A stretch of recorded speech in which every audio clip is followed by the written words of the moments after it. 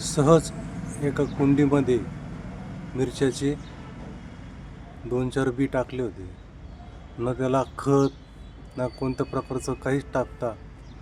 हे झाड पहा, फक्त पाण्याच्या याच्यावर किती मिरच्या लागलेल्या त्याला.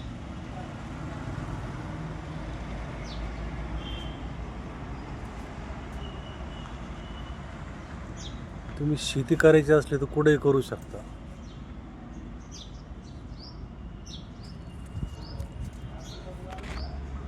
बऱ्याच तोडल्या आम्ही याच्या मिरच्या.